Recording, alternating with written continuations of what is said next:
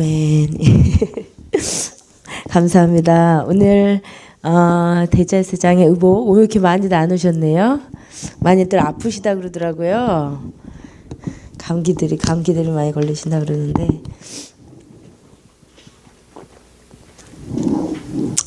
예. 오늘 성막은 이제 성막 내용은 이제 다 끝났고요. 오늘은 그러니까 지금 출애굽기가 어떻게 되냐면 앞부분에 우리가 계속 전부 다 했었고 성막 제작 부분부터 이제 계속 이 교환 강해안으로 하고 있잖아요.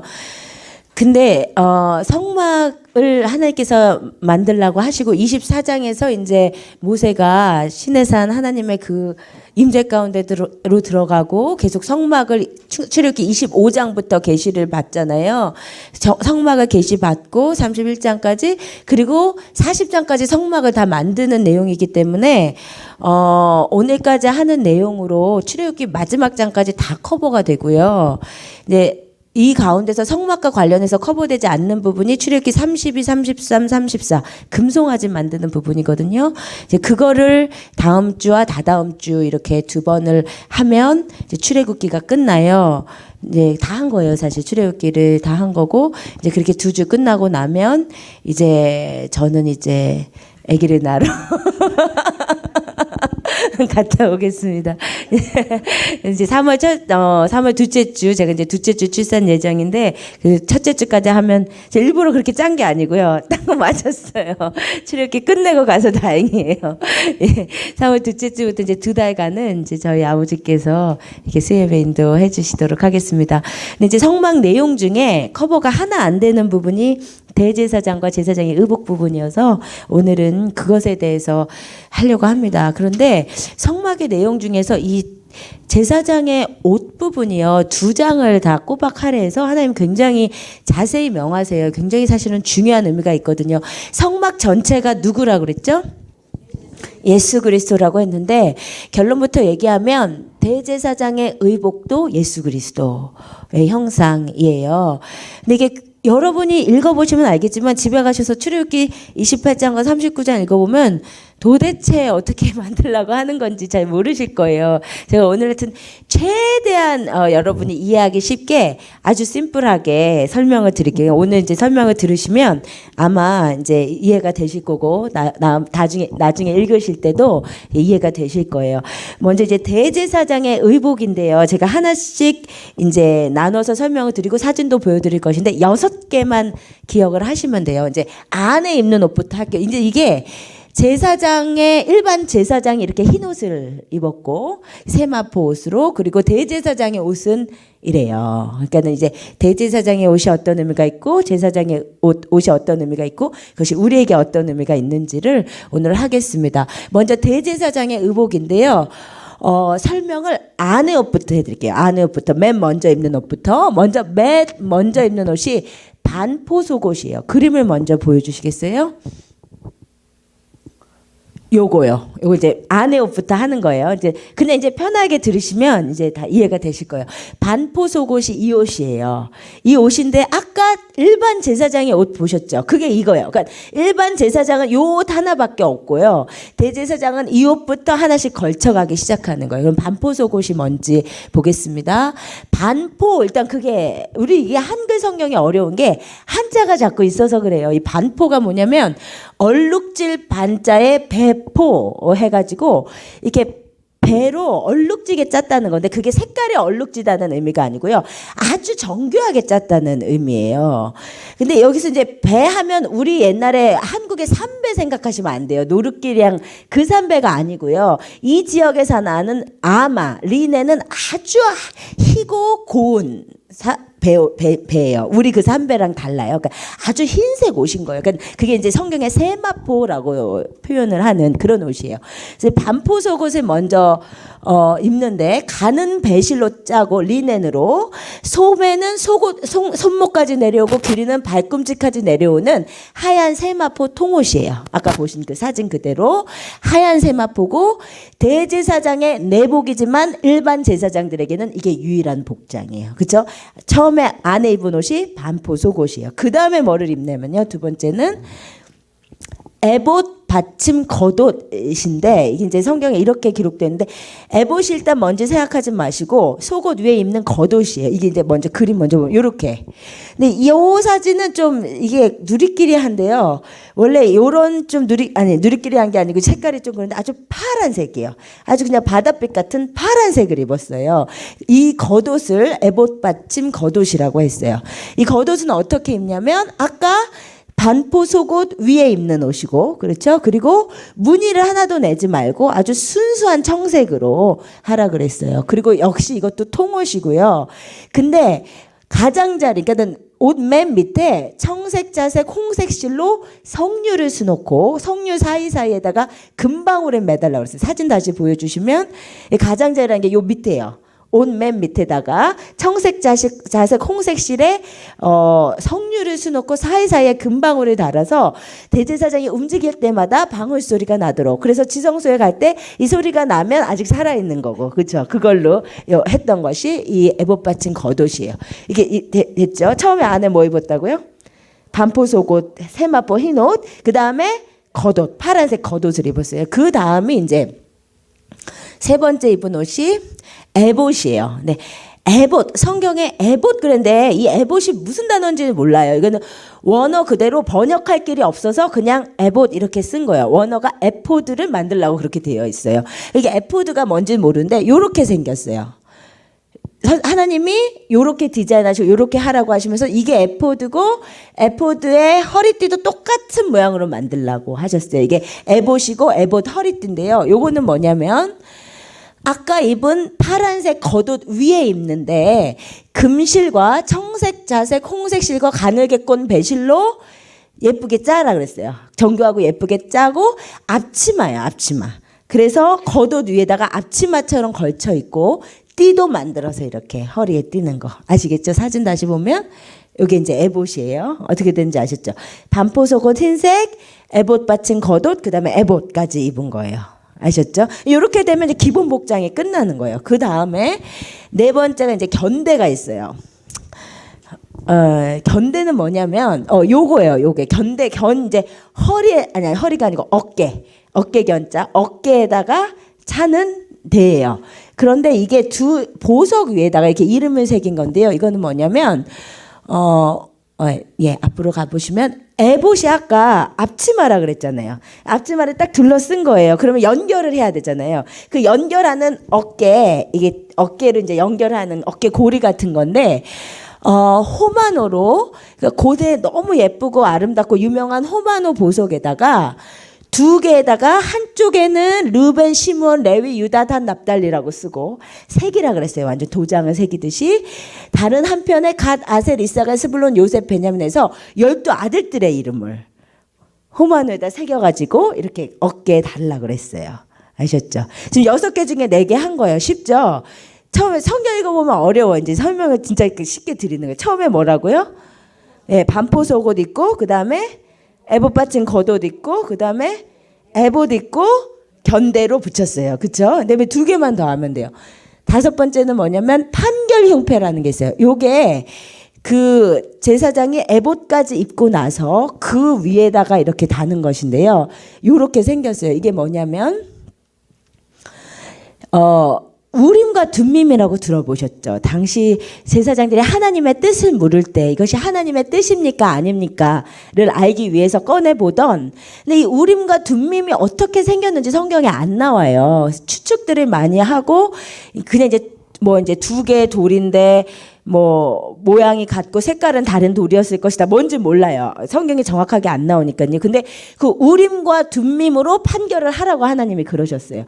그래서 가슴에다가요, 우림과 둠밈을 넣고 그것을 넣고 그 위에다가 12개의 보석을 달고 각 보석에다가 12지파의 이름을 새기게 한 거예요. 지금 어떻게 된 거냐면 에봇을 입고 그 위에 요 가슴 부분에 2겹이에요. 그러니까 흉패 가슴에 다는 건데 2겹인데 안쪽에는 우림과 둠밈이 있고 그 바깥쪽에는 12개의 보석이 달려 있는 거예요. 무슨 말인지 아시겠죠? 아시겠어요? 다시 사진을 보시면 요게 에봇 위에 입었는데 요 안에 요게 이제 두 겹이어서 요 안에 우림과 둠밈이 있는 거예요. 어떤 모습인지 모르지만 우림과 둠밈의 겉주머니 역할을 하는 여기에 12개의 보석에 12지파 이름을 새긴 거예요. 그것을 판결하는 우림과 둠밈으로 판결하는 가슴패다 이 말에서 판결 흉패라고 해요. 아셨죠? 다 끝났고 마지막이 이제 뭐냐면 모자, 관 사진 먼저 보여주시면 이렇게 생겼어요. 터번 같이 이렇게 이슬람주의 터번처럼 이렇게 생긴 건데 역시 세마포로 이렇게 빙빙 둘러가면서 짠 모자인데요. 중요한 것은 뭐냐면 그 모자 이마에다가 정금으로 여호와께 성결이라고 쓰는 게 이제 가장 중요했어요. 여기에 저 글씨로 히브리어로 여호와께 성결 이렇게 쓴 거예요. 아셨죠? 다시 완성된 그 모습을 다시 한번 보여주시면 혹시 사진이 하나 맨 처음으로 돌아가야 될 것 같다. 예, 맨 처음에 보시면 예, 요렇게 그래서 요렇게 된 거죠. 그죠? 안에 반포 속옷을 입고 그다음에 겉에 에봇 받침 겉옷 그다음에 에봇 입었고 앞치마 그 에봇 허리띠도 띠고 에봇을 연결하기 위한 견대 그리고 가운데 판결 흉패 그 안에 우림과 둠밈 위에 터번 모양으로 모자와 여호와께 성결 요렇게 하면 대제사장의 의복이 완성이 되는 거예요. 아셨죠? 여기까지 이해가 되셨죠? 그러면 이거를 하나님이 되게 자세하게 진짜 디자이너처럼 성막도 그랬지만 굉장히 자세하게 만들라고 하셨어요.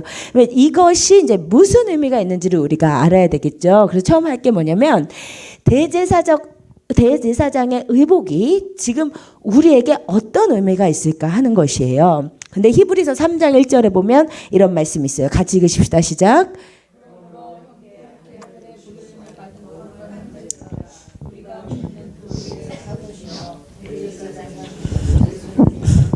아멘.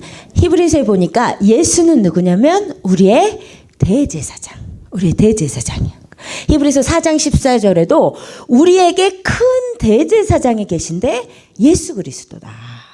그러니까 성경에 있는 구약에 있는 대제사장은 신약의 예수 그리스도의 예표예요. 그렇겠죠. 그러므로 넘어가 주시면 대제사장이 입은 옷은 뭐냐면 신약의 예수 그리스도의 성품을 보여주시는 거예요. 우리가 성경에 그 사람의 존재를 나타내주는 게 두 가지가 있는데 하나는 이름이고 하나는 의복이에요. 성경은 의복을 굉장히 중요하게 생각해요. 그런데 그래서 하나님께서 사람이 오면 그 사람의 존재를 바꿔주시면서 이름을 바꿔주시잖아요. 존재를 왜냐하면 이름이 존재 그 자체니까 그와 마찬가지인 게 의복이에요. 그와 마찬가지인 것이 집 나간 둘째 아들이 왔을 때 하나님께서 아름다운 의복을 다시 주세요. 존재를 바꿔주시는 거예요. 그러니까 의복이 성경에 굉장히 중요한데 그 사람의 존재를 나타내는 게 의복이다. 그러면 대제사장이신 예수 그리스도 대제사장이 입었던 옷은 우리의 대제사장이신 예수 그리스도가 어떤 분인지를 그대로 드러내주는 거예요. 그러니까 성막이 다 예수 그리스도였던 것과 마찬가지로 대제사장의 의복이 예수 그리스도가 어떤 분이신지를 그대로 보여주는 것이에요. 그래서 이거를 잘 보면 정말 중요한 구속사적 의미가 있어요. 그것을 한 가지씩 제가 설명을 드릴게요. 첫 번째, 이게 쉬운 게 뭐냐면 우리가 성막을 할 때랑 상징과 예표가 똑같기 때문에 쉬워요. 이제 여러분도 그럼 다 하실 수 있어요. 반포 속옷은 세마포, 흰옷, 그쵸? 뭘 상징하겠어요? 예수 그리스도의 거룩하심. 예수 그리스도의 성결하심, 죄가 하나도 없으신 그분, 우리의 죄를 대속하신 그분은 죄가 없으셨어야 돼요. 그래서 기본 옷이잖아요. 속옷, 그냥 통으로 짠 세마포 흰 옷은 죄가 하나도 없으신 그분의 거룩하심을 보여주는 거예요.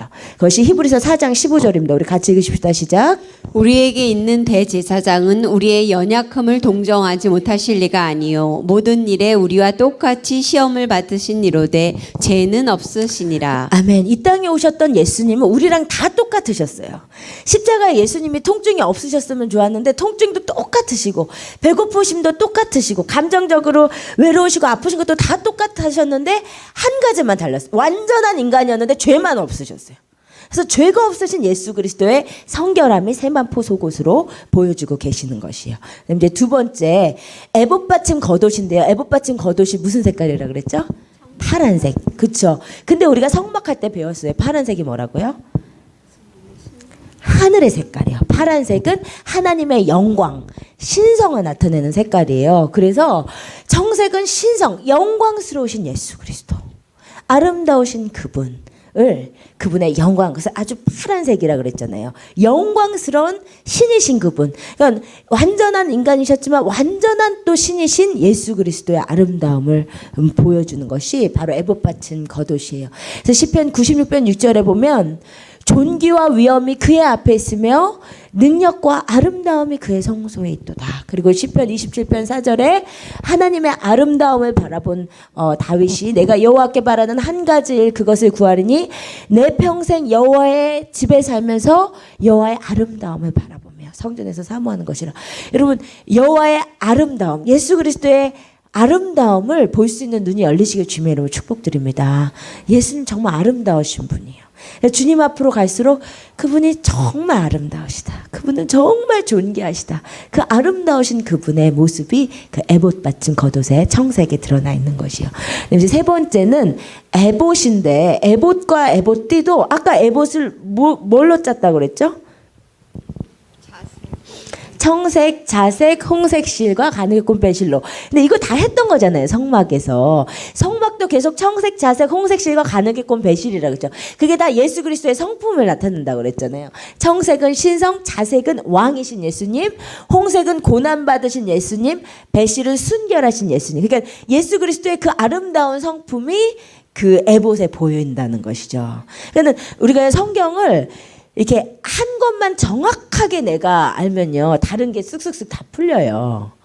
그래서 성막을 여러분이 진짜 잘 하셨으면, 이거는 대제사장의 의복은 사실 제가 할까 말까 넘어갈까 고민하다가 한 거거든요. 이거는 여러분이 보셔도 다 아셔야 되거든요, 사실은. 이게 예수 그리스도의 성품이 보이는 게 청색, 자색, 홍색, 실, 가느굼 배실이에요.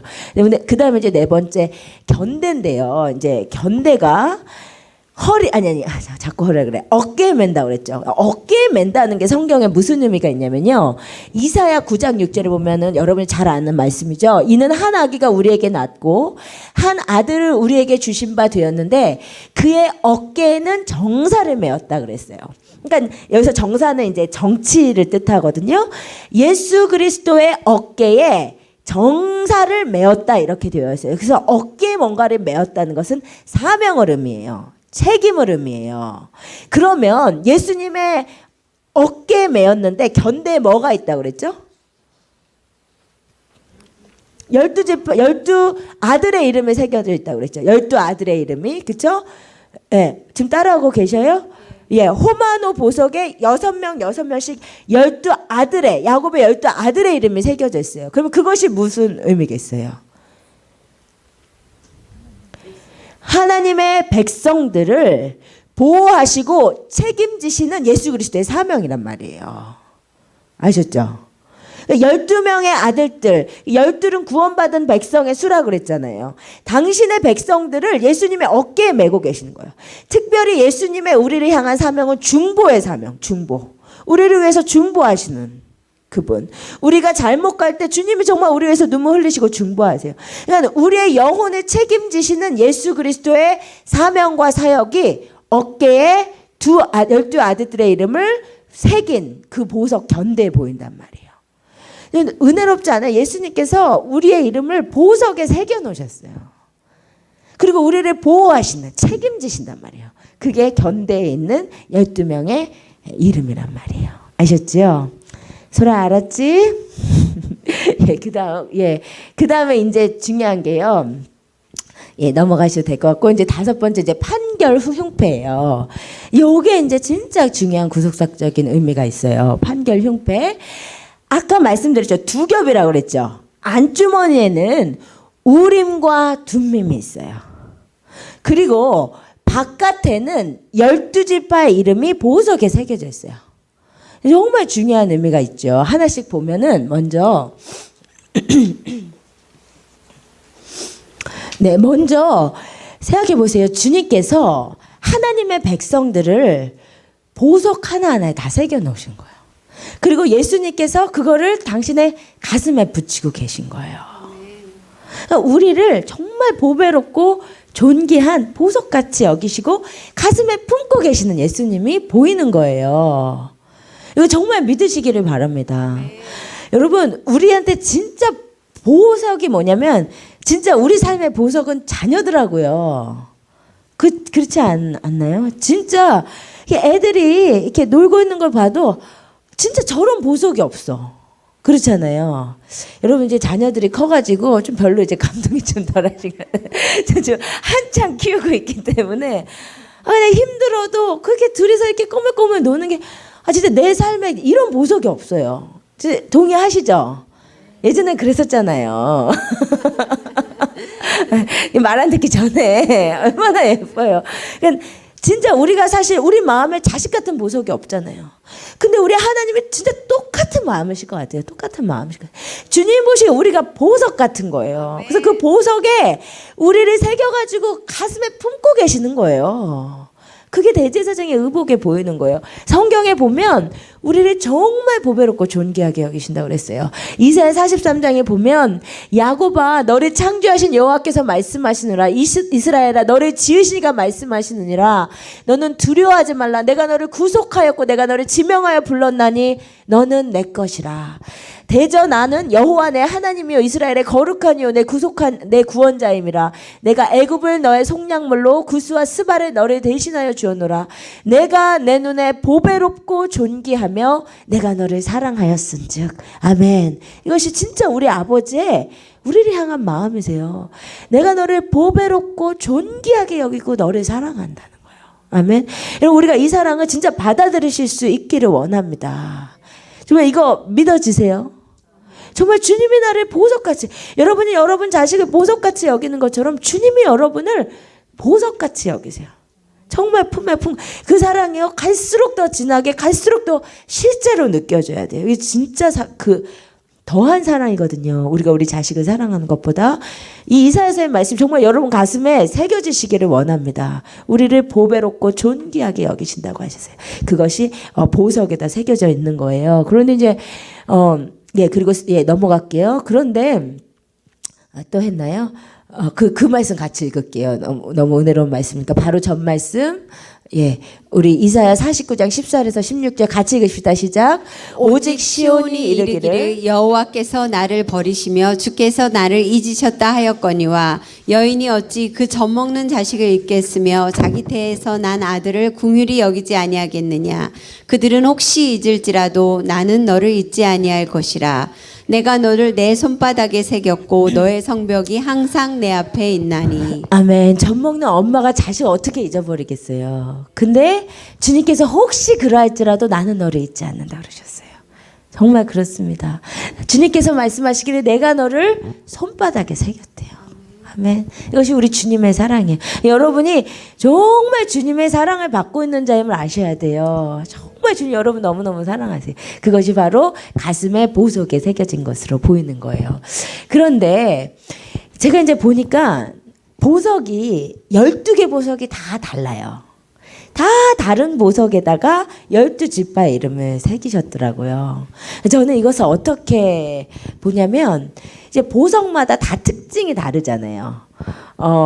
보석마다 이제 여러분께 뭐 보석 하나하나를 다 설명드려도 다 잊어버리시기 때문에 굳이 거기까지는 안 하는데 보석마다 빛깔이 다르고 생성되는 과정이 다르고 그 아름다움이 다르잖아요.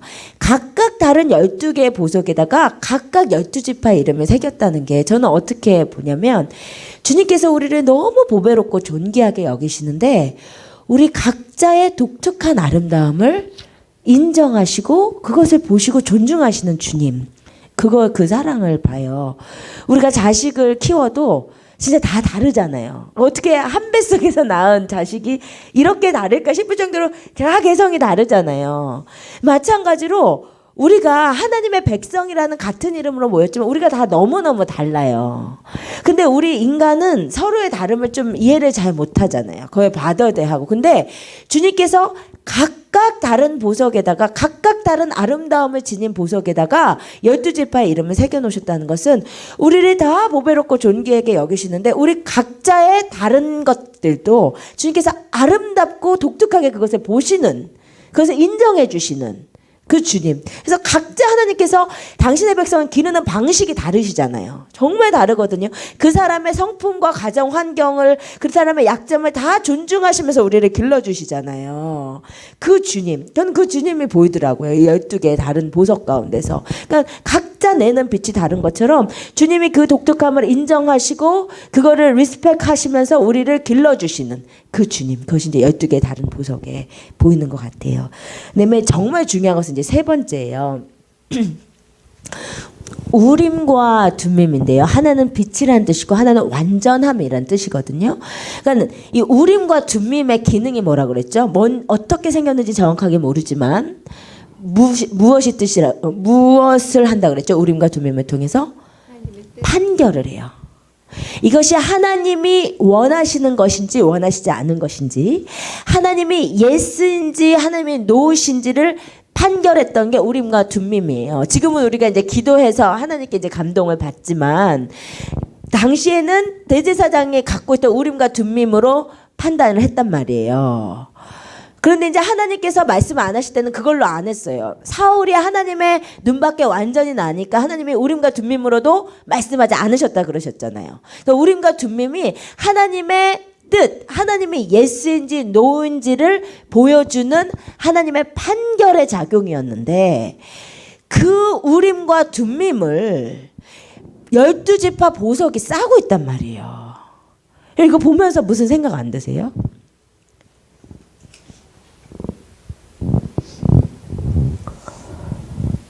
저는 이걸 보면서 정말 은혜를 받았어요, 사실은. 우림과 둠밈은요, 하나님의 옳고 그름을 판단하는 공의예요. 우리 하나님은 공의의 하나님이시죠. 정의의 하나님이시죠. 절대로 버릴 수 없는 하나님의 성품이에요. 그런데 하나님은 반드시 의롭게 판단하셔야 되는 공의의 하나님인데, 그것을 보석과 같은 12지파가 싸고 있는 거예요. 저는 이거를 보면서 뭐를 봤냐면 지성소의 법궤를 봤어요. 지성소 예수 그리스도의 완전하신 영광으로 나아갔을 때 그 가장 심장부에는 하나님의 공의가 있지만, 법궤가 있지만 무엇이 싸고 있다고 그랬죠? 시은소, 뚜껑이, 은혜의 자리가 그걸 싸고 있는 거예요. 마찬가지로 하나님은 정말 공의의 하나님이세요. 불의를 용납할 수 없는 하나님이세요. 악은 악이라 하시는 하나님이세요. 그런데 무조건 악과 선을 잣대를 가지고 되시는 하나님이 아니고, 그 공의를 하나님의 은혜가, 우리를 보시는 사랑스러운 눈빛이 그 공의를 싸고 있는 모습이에요. 이해가 되세요? 여러분, 예수 그리스도의 형상을 보니 은혜와 진리가 충만하다고 그랬어요. 은혜가 먼저 와요. 시은소 안에 법궤가 있어요. 12보석 안에 우림과 둠밈이 있어요. 이게 우리한테 진짜 은혜인 거예요. 무슨 말인지 아시겠어요? 예수 그리스도의 형상을 보니 진리와 은혜가 충만해버리면 그 앞에 설 자가 없는 거예요. 오늘 우리가 산 모습으로 진리 대신 그분 앞에 설 수가 없는 거예요. 근데 언제나 은혜가 먼저인 거예요. 진리를 포기하실 수 없지만 은혜로 싸고 계신 거예요. 그러니까 우리를 보셨을 때 우리의 삶이 다 만족스럽지 않아요. 주님 보시기에. 그렇죠? 정말 죄가 많잖아요. 여러분, 만약에 여러분의 삶에 죄가 없다고 생각하시면 그 여러분 다시 돌아보셔야 돼요. 정말 주님 앞에 다가가면 다가갈수록 죄가 너무 드러나요. 너무 드러나. 죄가 진짜 아니라고 생각했는데 죄인 것들이 막 보여요. 그리고요, 영적으로 민감해지면 어떻게 되냐면, 옛날에는 죄 지면 회개하면 끝나지 이렇게 생각을 했어요. 그런데 영적으로 민감해지면요, 죄를 짓고 나면 죄의 영향력이 굉장히 무섭구나 이걸 알 수 있어요. 뭐냐면 죄를 짓고 회개는 하면 물두멍에 씻으면은 속죄는 되잖아요. 주님이 용서를 하시는데 죄의 영향력이라는 게 있어요. 그러니까 뭐냐면 내 안에 일단 성령님이 굉장히 괴로워하셔요. 우리가 죄 지을 때. 그리고 정말 마치 그 내 안에 성령님의 그 하나님의 아름다운 형상이 일그러지는 느낌이 들어요. 그래서 하나님의 빛에 다가갈래도 그게 안 되고요. 기도를 할래도 안 되고, 그리고 그게 이제 내 육체에도 영향을 미치거든요. 사실 우리가 영이라는 게 육이랑 뚝 떨어져서 존재하는 게 아니에요. 여러분이 영적으로 시들하시면 피곤하고, 예배 드릴 때 피곤하고 그러잖아요. 말씀 볼 때도 막 더 침침하고 막 머리 아프고 무겁고, 다윗이 죄를 짓고 났더니 막 자기 막 뼈가 눌리는 것 같은 그런 거 있잖아요. 그러니까 우리의 영과 혼과 육이 다 연결이 됐거든요. 내 영적인 상태가 정말 육적인 상태로 표현이 돼요. 근데요, 죄를 짓고 나고, 그 옛날에는 몰라. 근데 영적으로 예민해지면 내 몸에까지도 영향이 있다는 거 알아요. 진짜 좀 무겁고 정말 치유가 필요하고 진짜 뭔가 눌리고 이런 것들이 진짜 있거든요. 그래서 죄가 굉장히 무서워요. 근데 우리 삶에 그런 죄와 타협함이 너무 많거든요. 그래서 주님 앞에 올 때마다 우리가 회개하면서 주님 앞에 정말로 나아가야 되고, 그래야 주님의 영광을 볼 수가 있고요. 그런데 우리의 그 죄 가운데 있는 우리를 주님은요, 공의를 절대 포기하실 수가 없는 분이에요. 십자가가 왜 필요했어요? 공의의 하나님이시기 때문에. 죄는 반드시 벌하셔야 되니까 절대로 이 공의를 포기하실 수 없는데, 근데 어떤 사람은 너무 옳고 그름의 판단이 막 정확한 사람 있잖아요. 앞에 가면 진짜 무섭잖아요. 뭐 어떻게 실수할까 봐. 근데 주님은 공의가 분명하신데 언제나 은혜로 싸시는 분이라는 거예요. 법궤가 분명히 있는데 시운서로 싸고 계시고요. 공의가 너무 분명해. 우림과 둠민 완전한 빛이거든요. 두 개 합치면 완전한 빛, 완전한 공의, 완전한 진리를 갖고 계시다는 거예요. 근데 그게 우리를 보는 시선이 은혜의 시선이 싸고 있어요. 우리를 보석 같은 눈으로 보는 시선이 그냥 싸고 계신 거예요. 무슨 말인지 아시겠죠? 은혜와 진리가. 저는 주님 앞에 정말 죄 짓고, 목회자로서 내가 진짜 이게 목회자가 맞나, 이런 진짜 그런 자괴감이 들 때 이걸 생각해요. 이 판결 흉패를. 주님의 판결은 주님이 이걸 싫어하신다는 건 알아. 그거는 이제 진짜 분명한 거예요. 주님이 우리 죄를 싫어하세요. 근데 주님은 나를 보배롭다고 여기시는 그 눈으로 나를 보고 계시고, 그 은혜의 눈으로 나를 싸고 계시기 때문에 그 주님의 사랑에 의지해서 또 나갈 수 있는 거죠. 아멘. 은혜와 진리가 충만하신 주님, 얼마나 좋으신 주님인지 몰라요. 그러니까 여러분, 주님 앞에 내가 부끄러울 때 이 판결 형편을 생각하세요.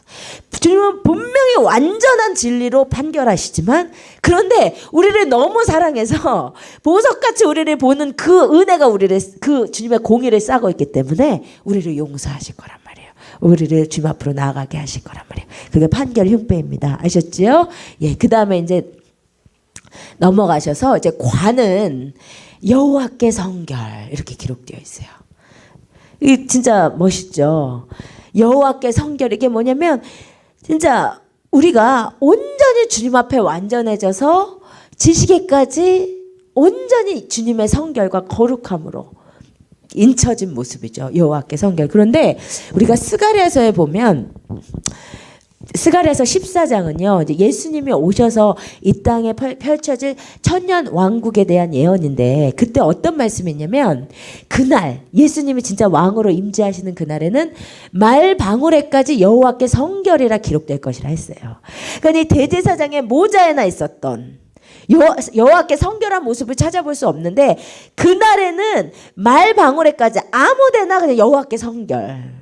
이런 가방도 MK가 아니라 여호와께 성결, 막 이렇게 된다는 거예요. 그러니까 주님을 인정하고 주님을 두려워하고 주님의 공의가 이 땅에 충만한 그때가 올 거라는 것이죠. 예, 그게 여호와의 성결이 말방울에까지 기록될 것이라는 의미예요.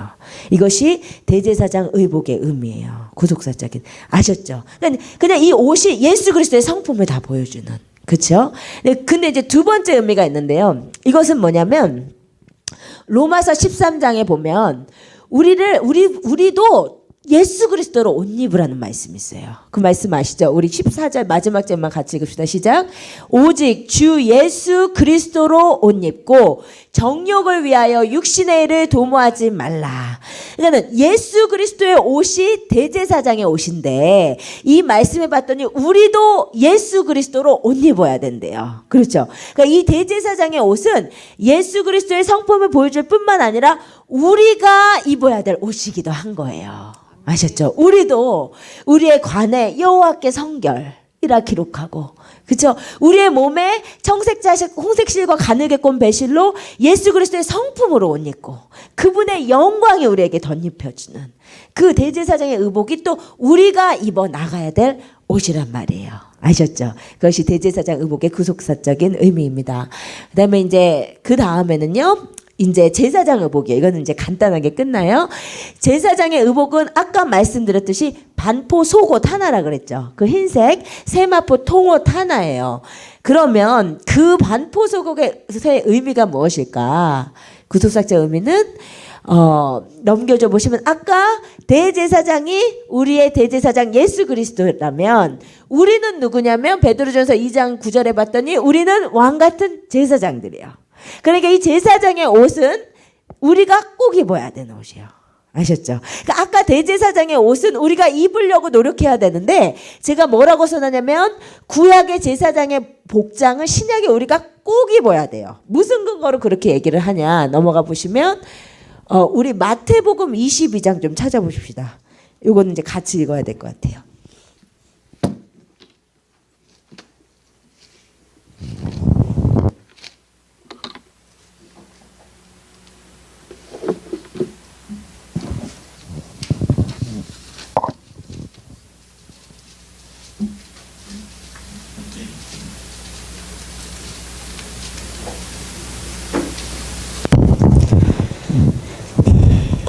예, 마태복음 22장 1절에서 14절. 제가 제사장의 세마포 옷은 우리가 꼭 입어야 되는 옷이다 그랬어요. 왜 그러는지 우리 마태복음 22장 무슨 비유냐면 혼인집 잔치에 청함을 받은 무슨 비유인지 아시죠? 어떤 사람의 혼인집 잔치를 해서 사람들이 초대를 했는데 뭐 다 바쁘다고 안 와. 그래갖고 길거리에 있는 사람을 초대해 왔단 말이에요. 그랬는데 이제 무슨 일이 있었냐면 10절부터 한번 읽을게요. 10절부터 13절까지만 읽읍시다. 10절부터 13절 같이 읽읍시다. 시작. 종들이 길에 나가 악한 자나 선한 자나 만나는 대로 모두 데려오니 혼인잔치에 손님들이 가득한지라. 임금이 손님들을 보러 들어올새 거기서 예복을 입지 않은 한 사람을 보고 이르되 친구여 어찌하여 예복을 입지 않고 여기 들어왔느냐 하니 그가 아무 말도 못하거늘 임금이 사환들에게 말하되 그 손발을 묶어 바깥 어두운 데 내던지라. 거기서 슬피 울며 이를 갈게 되리라 하니라. 아멘. 여러분 이 비유는 진짜 심각하게 보셔야 돼요. 혼인집 잔치의 비유예요. 근데 우리가 마지막 때 예수 그리스도 만날 날이 요한계시록에 보면 이렇게 어린 양의 혼인잔치로. 그러니까 우리가 마지막에 들어가서 기쁨을 누려야 되는 곳이요. 예수 그리스도와의 결혼식이에요. 죄송합니다. 좀 꺼주시면.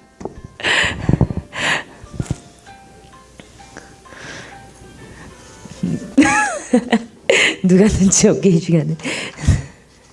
예. 근데 어린 양의 혼인잔치에 진짜 우리가 들어가야 돼요. 그런데 오늘 비유해 봤더니 많은 사람을 청해서 사람들이 왔어요. 근데 청한 사람이 다 잔치에 들어가는 게 아니고요. 왕이 왔어. 이 왕이 누구겠어요? 우리의 왕 예수 그리스도가 오셨어요. 왔는데 예복을 안 입고 왔어. 혼인 자리에는 예복 입고 와야죠. 왜냐하면 우리의 자격이 뭐니까? 신부니까. 여러분 혼인 잔치에 무슨 자격으로 가는지 모르세요? 하객 자격 아니에요, 여러분. 신부의 자격으로 가요. 신부는요 예복 입고 가야 돼요. 신부가 쓰레빠 끌고 더러운 옷 입고 가면 결혼이 안 되는 거예요. 예복 입고 가야 돼. 근데 예복을 안 입은 사람이 왔어요. 그때 왕이 뭐라고 하셨냐면은 13절에 그 손발을 묶어 바깥 어두운 데 내던지라. 거기서 슬피 울며 이를 갈며 있으리라. 구원받은 모습이에요? 아니죠. 진짜 심각한 거예요. 구원받은 당신의 백성들은 거룩한 세마포 예복을 입어야 돼요. 이 제사장의 옷. 그래서 제가 그런 거예요. 반드시 입어야 된다. 그러니까는 그 우리 벤자민 목사님이 오셔서 이제 그 메시지로 설교를 하신 거 아니에요. 예수 믿고 나 예수 믿었다. 그리고 구원 티켓 땄다 하고 내 맘대로 사는 게 구원이냐? 성경은 그렇게 얘기 진짜 안 하거든요. 그때 중요한 말씀 뭐라고 하셨냐면 예수를 믿는 거, 중생하고 성화를 분리시켜 놓은 게 잘못이에요. 진짜 예수 믿은 자는 자연스럽게 성화로 나아가는 거예요. 자연스럽게. 그러니까 내 삶에 자꾸 예복이 입어지게 되었어요. 그러니까 흰옷을 예수 믿었는데 흰옷을 꼭 입어야 되나? 요 자체가 성경이 말하고 있는 개념이랑 다른 거예요. 성경은 믿음과 행함을 분리한 적이 없어요. 제가 예전에 설교 들었었어요. 성경은 한 번도 믿음과 행함을 분리할 수가 없어요. 믿음과 행함은 어차피 같이 가요. 진짜 믿으면 지금 당장 내가 아직 죄와 타협함이 있고 아직 행함이 다 이루어지지 않았더라도 이루어져 가게 되어 있거든요. 성화의 길을 걷게 되어 있거든요. 그러니까 정말 구원받아 하나님의 백성은 세마포 예복을 입어가게 되어 있는 거예요. 예수 믿었는데 꼭 흰옷 입어야 돼? 그러면은 구원은 어디까지 하면 구원이야? 이건 다 우리 생각, 우리의 개념. 성경은 그것을 분리하지 않는단 말이에요. 근데 주님께서 최종적으로는 흰옷 입었냐 입지 않았냐, 제사장 옷 입었냐, 세마포 통옷 입었냐. 요한계시록에 봤더니 마지막인데요. 진짜 이게 마지막 혼인잔치 모습이에요. 뭐라 그러셨냐면 다 끝나고 진짜 인류 역사가 다 끝나고 또 내가 들으니 허다한 무리의 음성과도 같고 많은 물소리와도 같고 큰 우레소리와도 같은 소리로 이르되, 하나님의 음성이 성경에 보면 많은 물소리라 그랬어요. 근데요, 저는 이거 진짜 경험했어요. 하나님의 음성을 들었는데 진짜 많은 물소리 같더라고요. 그러니까 이게 이게 성령님이 내 안에서 이렇게 주시는 그 감동의 목소리가요, 진짜 많은 물소리 같더라고. 그 뭐냐면 물소리가 이렇게 너무 이렇게 뭐랄까 상쾌하잖아요. 상쾌하면서도, 그러면서도 많은 물소리는 상쾌하면서도 그 권세가 있잖아요. 위험이 있잖아요. 그런 그 주님의 너무 부드러우시면서도 또 너무나 위험 있는, 주님은 진짜 그 성령께서 주시는 그 음성이 그러시더라고요. 속에서 주시는 음성이. 그래서 많은 물소리, 이게 진짜 맞다 이런 생각이 들어요. 너무 표현을 다 잘한 거야. 근데 그 많은 물소리라도 같고 큰 우레소리라도 같은 소리로 이르시되, 할렐루야, 주 우리 하나님 곧 전능하신 이가 통치하시도다. 우리가 즐거워하고 크게 기뻐하며 그에게 영광을 돌리세. 어린 양의 혼인 기약이 이르렀어요. 이제 마지막이에요. 혼인 기약이 이르렀는데 중요한 거는 뭐냐면 그의 아내가 자신을 준비해야 돼요. 이거 우리 얘기예요. 우리 얘기. 남의 얘기 아니에요. 주님이 오셨을 때 그의 아내든 우리가 준비해야 돼요. 그래서 그에게 빛나고 깨끗한 세마포 옷을 입도록 허락하셨으니 세마포 옷은 성도들의 옳은 행실이로다. 그러니까 예수 믿은 자는 옳은 행실로 주님께서 이끌어 주시는 거예요. 세마포 옷을 입도록 해주시는 거예요. 우리의 삶이 진짜 변하는 거예요. 인격이 변하는 거예요. 여기는 사실 처절한 싸움이 있죠. 사실은 처절한 싸움이죠. 왜냐하면 내 원래 옷을 벗어야 되니까. 이 쉬운 일이 아니거든요. 어둠의 옷을 벗고 옛사람을 벗고 새사람을 입는 일은 진짜 싸움이에요. 아주 힘들어요. 정말 이 자아가 올라오려고 할 때 그것을 누르면서 싸우면서 가니까, 이것이 그냥 입어지는 옷은 절대로 아니거든요. 그렇다고 이것을 포기하시면 안 되는 거예요. 제가 보니까 진짜 사탄의 거짓말이 뭐냐면 너는 완전해질 수 없어. 진짜 사탄의 거짓말이더라고요. 여러분, 우리가 자꾸 짓는 죄들 있잖아요. 내 안에 혈기 진짜 안 부려야지. 근데 안 부려야지 해서는 절대 안 돼. 그건 절대 안 되는 거예요. 이게 나오잖아요. 또 혈기가 나오고 또 교만이 나오고 또 음란이 나오고, 우리는 진짜 나오거든요. 그런데 그렇게 할 때마다 우리가 또 좌절하고, 그냥 사람인데 이렇게 사는 거지 뭐. 이게 진짜 사탄의 거짓말이라고 우리 정말 알았어요. 아유, 무슨 완전해져, 무슨 성화야, 무슨 흰옷을 입어, 이렇게 맨날 죄짓고 이렇게 회개하고 이렇게 가는 거지. 이게요 사탄의 거짓말이에요. 왜냐하면 성경은 주님께서 우리를 포인트하는 길은 너는 내 앞에 행하여 완전하라예요. 하나님께서 우리를 완전한 길을 보이시는 거예요. 완전한 길을 보이시고 주님이 먼저 가시고 우리에게 오라 하셔요. 그럼 이 길은 가야 되는 길이에요.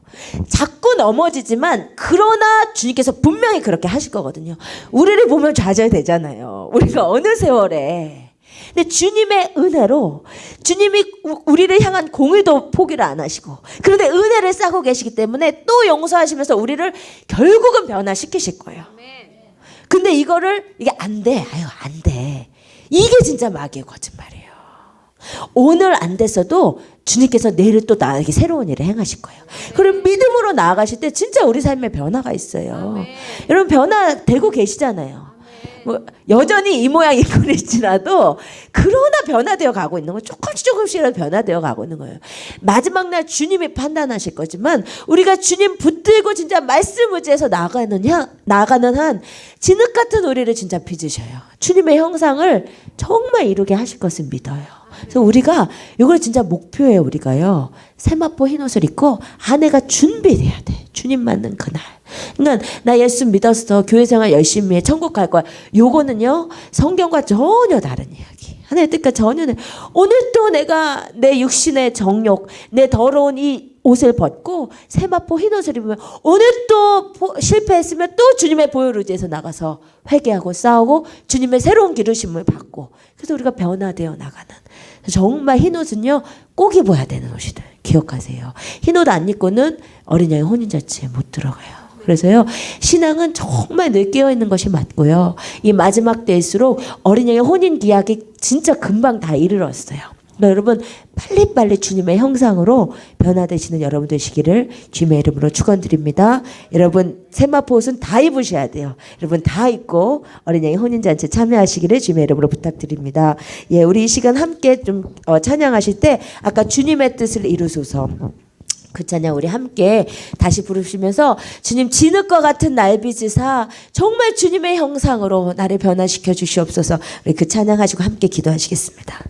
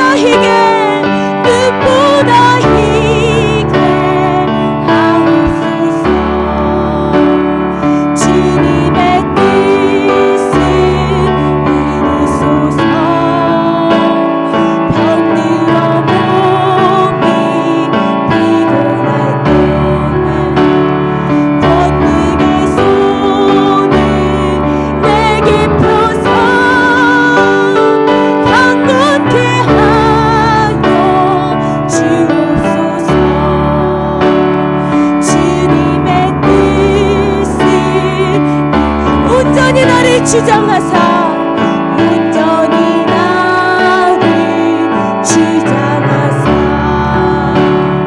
주님과 함께 통행함을 만민이 알게 우리 1절만 다시 찾아오십시다. 주님의 뜻을 주님의 뜻은 우리의 완전입니다.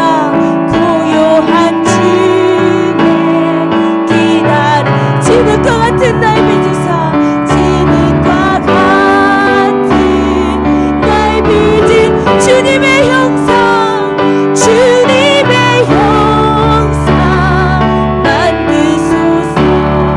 아멘. 우리 이 시간 기도하실 때 우리 안에 있는 해결되지 않은 죄들을 주님 앞에 내놓으시면서 한번 기도하십시다. 자꾸 해결되지 않고 자꾸 넘어지는 죄에 대해서는 우리가 예수 이름으로 선포하시면서 나아가셔야 돼요. 그 악한 영을 부르시면서 살기의 영은 다스리 예수 이름으로 물러갈지어다. 예수 이름으로 내 안에 있는 음료는 물러갈지어다. 여러분 선포하시면서 명령하시면서 나아가셔야 돼요. 죄는 악한 영과의 싸움입니다. 우리가 정말로 주님 앞에 아름답고 거룩한 신부가 되기를 원합니다. 우리 시간 주여 세번 부르짖고 내 안에 주님의 형상이 이루어질 수 있도록 우리 거룩을 위해서 함께 기도하십시다.